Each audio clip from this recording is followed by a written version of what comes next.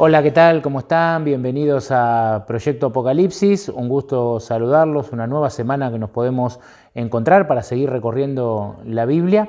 Y hoy comenzando un nuevo libro. Hoy vamos a comenzar el segundo libro de Reyes.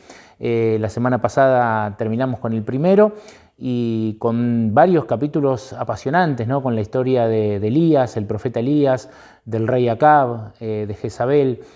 El título del tema de hoy que hemos elegido es Los descendientes, ¿no? Porque justamente vamos a hablar de los que vienen después, de los que vinieron después de Elías, de los que vinieron después de Acab, con la experiencia vivida, ¿no? De estos hombres, qué decisiones tomaron, ¿no? En el caso de Acab, vamos a hablar de su hijo, el que ocupó el trono en su lugar, Ocosías, ¿no? Su descendiente. Y en el caso de Elías no vamos a hablar de un descendiente de sangre, sino de un descendiente espiritual, como fue el profeta Eliseo, ¿no? Quien quedó como sucesor de Elías, ¿no? Como el profeta quizás más destacado allí de su tiempo. Nosotros vamos a ver en primer lugar entonces qué hizo Ocosías, ¿no? ¿Qué decisiones tomó el descendiente de Acab? Ya con la experiencia vista de la historia de su padre y todos los enormes errores, ¿no? cometidos por su padre, a quien la Biblia describe como el peor rey de Israel, ¿no? En cuanto a su condición espiritual, el más apartado de Dios, el que obró mayor maldad, ¿no? El que más se apartó y fue tras la idolatría. Su descendiente, Ocosías, ¿qué decisiones tomó, ¿no? En el caso de Eliseo, quien tuvo la enorme responsabilidad de continuar la tarea iniciada allí por el profeta Elías, de ser el portavoz de Dios, ¿no? para su tiempo, ¿qué decisiones tomó Eliseo, ¿no? Y finalmente vamos a concluir, ¿no? este tema pensando en lo siguiente. Nosotros que decimos ser cristianos, que tomamos el nombre de cristianos, según las Escrituras, somos descendientes espirituales de Abraham, ¿no? No quizás de sangre, pero sí descendientes espirituales de Abraham. Somos herederos de las mismas promesas que Dios le hizo a Abraham, ¿no? En ese pacto que luego sería renovado, ¿no? por nuestro Señor Jesús y que alcanza a todos. Somos descendientes espirituales, ¿no? Y también a la luz de todos los ejemplos que tenemos, las muchísimas historias, ¿no? que encontramos en las páginas de las Sagradas Escrituras, ¿qué decisiones vamos a tomar nosotros, ¿no? Nuestras decisiones se van a parecer más a las del rey Ocosías o se van a parecer más a las decisiones de Eliseo, ¿no? Ahí es donde queremos llegar con el tema de esta semana, el cual vamos ya a empezar a desarrollar, no sin antes invitarlos a que no se olviden de poner un me gusta a la publicación, a poder compartir el video con algún amigo, con alguna amiga, si lo desean hacer algún comentario. Todo eso nos ayuda a tener mayor visualización y que este mensaje de la palabra de Dios pueda llegar a mayor cantidad de personas. Esto es Proyecto Apocalipsis, como saben, como lo repetimos siempre, arrancamos en Génesis, nuestra meta es llegar al Apocalipsis y vamos así recorriendo toda la Biblia. En 2 años hemos hecho un buen trecho y hoy tenemos la alegría de comenzar con el segundo libro de Reyes. Pero antes de leer los primeros versículos del capítulo 1 de segundo libro de Reyes, ¿no? capítulo 1, antes de comenzar allí con la lectura, vamos a tomar prestado los últimos 3 versículos del libro de primero de Reyes, ¿no? porque ahí nos introduce un poco en Ocosías, en el rey que iba a suceder a Acab, ¿no? Entonces, primer libro de Reyes, últimos 3 versículos, que serían el 51, 52 y 53 del capítulo 22, ¿no? Dice así: Ocosías, hijo de Acab, empezó a reinar sobre Israel en Samaria el año 17 de Josafat, rey de Judá. Lo explicamos ya en varios videos, ¿no? Recordemos que Israel estaba dividido, las 10 tribus del norte, con capital en Samaria, con un rey, ¿no? Y las 2 tribus ubicadas en el sur, la de Judá y la de Benjamín, con capital en Jerusalén, con otro rey, ¿no? diferente. Acá está hablando de las tribus del norte, ¿no? que tenían capital en Samaria. Está hablando de Ocosías, el hijo de Acab, quien asume, ¿no?, en lugar de su padre, que en el episodio pasado vimos la muerte, ¿no?, de Acab en desobediencia, ¿no?, a la voz de Dios. Entonces comienza a reinar Ocosías, dice el versículo 51, y el versículo 52 nos empieza a dar algunas características que nos muestran las decisiones que este personaje o que este hombre tomó. Lamentablemente el versículo 52 dice que Ocosías hizo lo malo ante los ojos del Señor, ¿no? Anduvo en el camino de su padre, de su madre y de Jeroboam. Es decir, peor camino no podría haber elegido Ocosías. Este joven que le toca asumir el trono tenía toda la experiencia de lo que había sucedido, ¿no?, con Acab, con Elías. Podría haber tomado mejores decisiones, podría haber elegido el buen camino. Sin embargo, Ocosías, desechando, ¿no?, quizás las enseñanzas o los aprendizajes, siendo necio, Ocosías toma un mal camino y sigue el camino de su padre, que era un camino malo, un camino de desobediencia, ¿no?, un camino alejado de Dios. Sigue el camino de su madre, dice Jezabel, esta mujer perversa, ¿no?, enemiga de Dios, enemiga de los profetas de Dios, que los mandaba a matar inclusive, ¿no? Y sigue también el camino de Jeroboam, ¿no? Nosotros tenemos un capítulo que, si no lo vieron, le aconsejo que lo puedan buscar. Hace un mes y medio aproximadamente, si no me falla la memoria, grabamos el capítulo El pecado de Jeroboam, ¿no? Este Jeroboam había introducido una práctica que después fue repetida por todos los reyes de Israel, o por casi todos, que era la práctica de tener días de culto propios, inventados por la mente humana y no por Dios, ¿no? Tenían sacerdotes que nombraban ellos, que no eran los que Dios había designado, adoraban en lugares que Dios no había designado, tenían días festivos que Dios no había designado. Es algo muy parecido quizás a lo que podemos ver hoy en derredor cuando miramos el mundo religioso, ¿no?, y lo comparamos o lo contrastamos con lo que la Biblia enseña. Pero bueno, ese era Jeroboam, ¿no? Y por esos caminos andaba este Ocosías, además de andar por los caminos malos de sus padres, ¿no? El versículo 53 también nos dice que Ocosías sirvió a Baal, ¿no?, ese dios falso que adoraban allí en esa región. Dice que lo adoró y provocó el enojo del Señor, ¿no?, Dios de Israel, conforme a todo lo que su padre había hecho.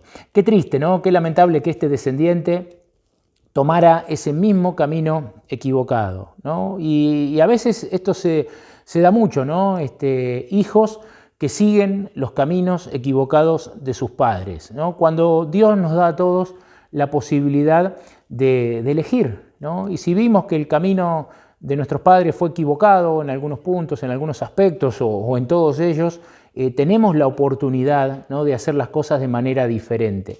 Si vemos que nuestros padres, que nuestros ancestros vivieron una vida alejada de Dios, ¿no?, y quizás envueltos en cosas que Dios no quiere, nosotros tenemos la oportunidad de elegir y de hacer las cosas de manera diferente. Bueno, este no fue el caso de Ocosías, ¿no? Ocosías siguió el camino de pecado de sus padres. Y así sí entramos en el segundo libro de Reyes, en el capítulo 1, para seguir hablando de Ocosías, que dice en el versículo 1, después de la muerte de Acab, Moab se rebeló contra Israel. Ocosías se cayó desde una ventana de su casa de Samaria y quedó lastimado, ¿no? Entonces envió mensajeros y les dijo, vayan y consulten a Baal-Zebú, ¿no? Los de Cron, dice, si ha de sanar esta enfermedad. Aquí vemos entonces que el rey Ocosías, ¿no?, va y consulta, ¿no?, mediante sus mensajeros a Baal-Zebú. Baal-Zebú era el dios filisteo, el dios de las moscas, ¿no? Se creía, o era el dios mosca, y se creían que ese dios tenía el control de las plagas, ¿no?, de poder evitar las plagas. Quienes lo adoraban pensaban eso, ¿no? Y Ocosías, rey de Israel, ¿no?, que tendría que haber consultado a Dios, busca consejo en este Baal-Zebú, ¿no?, en este falso Dios. El versículo 3 dice que entonces el ángel del Señor dijo a Elías Tisbita, levántate y sube a encontrarte con los mensajeros del rey de Samaria y diles, ¿no hay Dios en Israel que ustedes van a consultar a Baal-Zebú, dios de Ecrón. Qué pregunta, ¿no? Primero pensaba en Elías, ¿no? Que le tocaban siempre estas misiones difíciles, ¿no? Porque a veces llevar la palabra de Dios, cuando es una palabra de amonestación, ¿no? Cuando es una palabra para mostrarle a alguien, ¿no? Que lo que está haciendo está mal, no es fácil, ¿no? Porque la reacción del otro lado no siempre es la esperada, o sea, no siempre hay un gracias, la verdad que no me di cuenta, voy a cambiar. No siempre esa es la respuesta, ¿no? Muchas veces la respuesta son ataques, son injurias, ha habido casos también, ¿no? de violencia en algunas respuestas, ¿no? De casos que uno ha conocido a lo largo de la vida. No es fácil llevar este tipo de mensajes. Y a Elías le tocaban las difíciles, ¿no? Evidentemente, porque el mismo Elías que tuvo que presentarse en la corte de Acab, ¿no? Para decirle que no iba a llover, el mismo Elías que estuvo allí paradito en el Monte Carmelo dando testimonio de la verdad de Dios solo frente a tantísimos cientos de falsos profetas. Ahora este Elías tenía que presentarse ante el rey Ocosías, el hijo de Acab y de Jezabel, y decirle lo que estás haciendo está mal. ¿Por qué fuiste a consultar a este Dios que no es Dios, que no existe, ¿no? El Dios de las moscas, teniendo vos en tu tierra al Dios verdadero, ¿no? ¿Por qué hiciste esto? ¿No? Esa era la amonestación que Elías tenía que llevar. Pero esta pregunta yo creo que resuena en nuestra mente y repica, ¿no? Y se puede repetir en cada uno de nosotros cuando a veces buscamos la solución en otro lado, ¿no? Vuelvo a insistir con este concepto. Decimos ser cristianos, decimos ser creyentes, pero ¿a dónde recurrimos, ¿no? En el momento de la necesidad, en el momento de la enfermedad, como en este ejemplo concreto, ¿no? Que se da, en el momento de una crisis, ¿a quién recurrimos? ¿A quién consultamos? ¿Dónde buscamos la solución? Ocosías, fíjense qué tragedia, ¿no? En vez de buscarla en el Dios verdadero, la buscó en un Dios con minúscula, en el Dios de las moscas, ¿no? Qué terrible la necedad del ser humano, ¿no? Y teniendo Ocosías, como ya dije varias veces, todo el historial de su padre, ¿no? De las equivocaciones que cometió y de cómo la desobediencia a Dios lo llevó a la perdición. Ocosías repite este camino teniendo a mano, teniendo el privilegio, porque él no era el Dios de un reino lejano, extraño, que nunca había oído hablar de Dios, era el rey de Israel, ¿no? Tenía todo el testimonio ahí delante de sus ojos, y sin embargo él fue a consultar a este tal Belcebú. Bueno, él es reprendido, ¿no? por Elías. Finalmente, Ocosías tiene un triste desenlace, ¿no? Muere a causa de esta enfermedad. Pero ahora vamos a pasar a analizar un poquito al otro descendiente, ¿no? Al que le iba a tocar ser el descendiente espiritual, en este caso, de Elías, y me estoy refiriendo al profeta Eliseo, ¿no? En el capítulo 2 del segundo libro de Reyes, dice que cuando el Señor quiso llevar a Elías en un torbellino al cielo, Elías venía con Eliseo de Gilgal. Dijo Elías a Eliseo: quédate aquí, porque el Señor que me envía a Betel. Y Eliseo respondió: ten por cierto que como el Señor vive y tú vives, no te dejaré, desciende pues a Betel. ¿No? Acá la Biblia narra el momento en el cual Elías es el segundo personaje, ¿no? Que vemos aquí en la Escritura, en lo que hemos recorrido hasta aquí. Es el segundo personaje que la Biblia dice que Dios se lo llevó directamente al cielo sin conocer la muerte, ¿no? El primero es Enoc, que aparece allí en el libro de Génesis, y el segundo es Elías, ¿no? Y acá en este versículo dice que cuando Dios quiso tomar a Elías para llevárselo al cielo, evidentemente no lo pudo hacer en ese momento porque estaba ahí muy pegado Eliseo, ¿no? Estaba ahí cerquita del profeta. Entonces Elías como que lo manda a cierta distancia sabiendo que él iba a ser llevado por Dios, ¿no? Pero Eliseo tiene esta reacción, dice: no te dejaré, ¿no? En el versículo 4 dice que Elías le volvió a decir a Eliseo: quédate aquí porque el Señor me envía a Jericó. Y él dijo, Eliseo dijo: ten por cierto, como el Señor vive y tú vives, no te dejaré. Y esto se repite una vez más en el versículo 6, ¿no? Donde Elías le dice: te ruego que te quedes aquí porque el Señor me envía al Jordán. Y él dijo: tan cierto como que el Señor vive y tú vives, no te dejaré. Lo siguieron, dice, 50 profetas y se pararon enfrente a lo lejos Elías y Eliseo y se pararon junto al Jordán. Entonces Elías tomó su manto, lo dobló, golpeó el agua, que se apartó a un lado y al otro, y los dos pasaron en seco. Cuando hubieron pasado, Elías dijo a Eliseo: pide lo que quieras, que haga por ti antes que sea quitado de tu lado. Y Eliseo contestó: te ruego una doble porción de tu espíritu, que una doble porción de tu espíritu venga sobre mí. Le dijo Elías, ¿no? Dice: cosa difícil has pedido, sin embargo, si me ves cuando yo sea quitado de ti, te será hecho, ¿no? Si no, no, le dice Elías. Y acá tenemos la actitud de este descendiente, ¿no?, espiritual de Eliseo, que contrasta totalmente con lo que vimos de Ocosías, porque ¿qué buscaba Eliseo? ¿Y a dónde buscaba Eliseo? ¿No? Eliseo, en primer lugar, no buscaba nada material, Eliseo buscaba lo espiritual. Eliseo, a través de su cercanía con Elías, lo que buscaba era la presencia de Dios.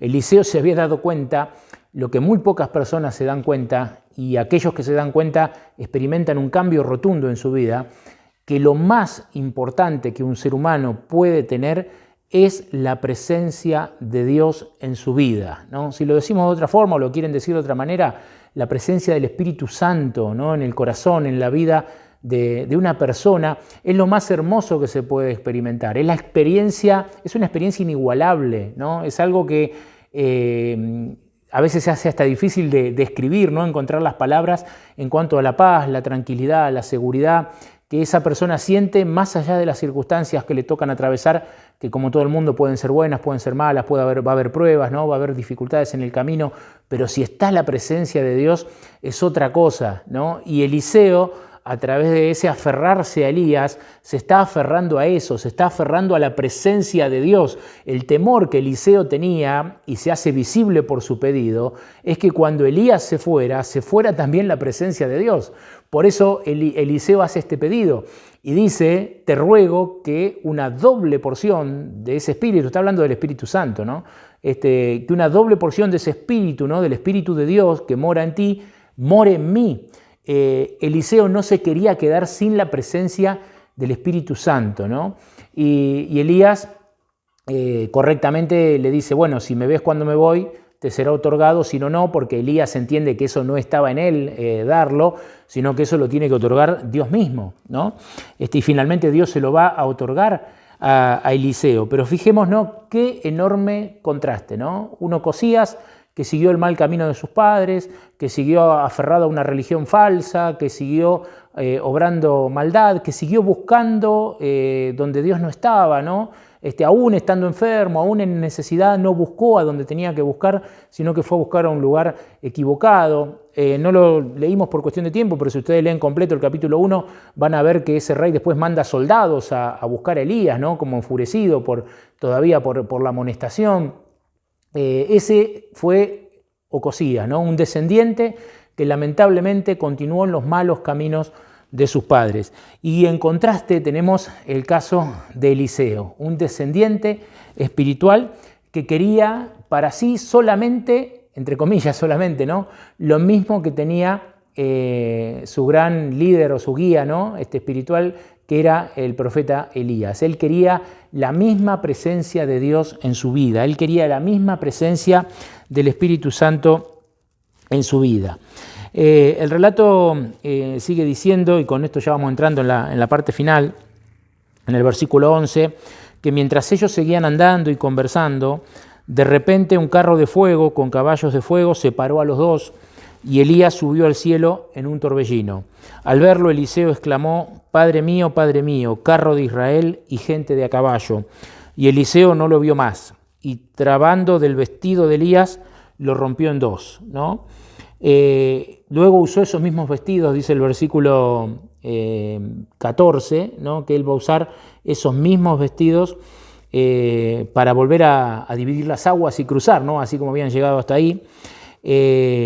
Y el versículo 15 dice que al verlo los hijos de los profetas que estaban en Jericó del otro lado dijeron: el espíritu de Elías reposó sobre Eliseo. Se referían en realidad al Espíritu Santo, ¿no?, al Espíritu de Dios en esta expresión. Y Luego enviaron, esto es importante, ¿no? En el versículo 17 dice que enviaron a los 50 hombres que los buscaron durante 3 días a Elías y no lo hallaron, ¿no? Con lo cual se da testimonio de que Elías realmente fue trasladado al cielo, ¿no? Por eso dice que 50 hombres lo buscaron durante 3 días y no hallaron ningún rastro de Elías, ¿no? Luego, bueno, Eliseo obra allí algunos milagros y la gente reconoce que el Espíritu de Dios estaba sobre Eliseo. Qué tema interesante, ¿no? El que hemos visto en el comienzo de este libro. Como dije al principio, nosotros también somos como cristianos, o al tomar el nombre de cristianos, somos descendientes espirituales, no somos el Israel espiritual, ¿no? Somos los descendientes de Abraham en un sentido espiritual, herederos de todas las promesas que están en la Biblia y que le fueron hechas a él, ¿no? También somos quienes tenemos la misión de ser embajadores de Cristo, ¿no? En este mundo, de llevar el mensaje del Evangelio, el mensaje de la palabra de Dios. Somos esos descendientes. Queridos amigos, queridas amigas, ¿qué camino vamos a tomar? ¿Vamos a tomar el camino de Ocosías o vamos a tomar el camino de Eliseo? Para tomar el camino de Eliseo, la decisión que tenemos que tomar es muy simple y a la vez difícil, ¿no? Por la naturaleza a veces del ser humano que va en un sentido contrario, pero es una sola la decisión que tenemos que tomar, ¿no? Para elegir el camino que eligió Eliseo.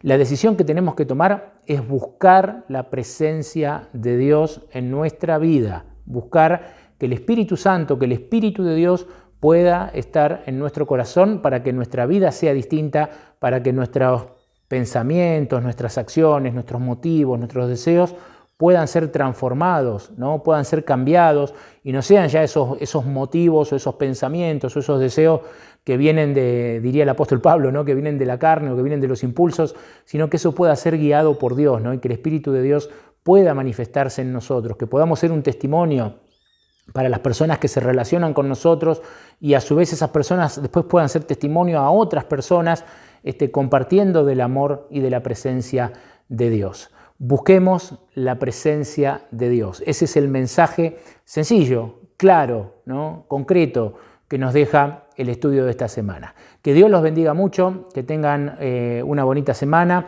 y bueno, si Dios lo permite, nos estaremos encontrando en 7 días con un nuevo tema de Proyecto Apocalipsis.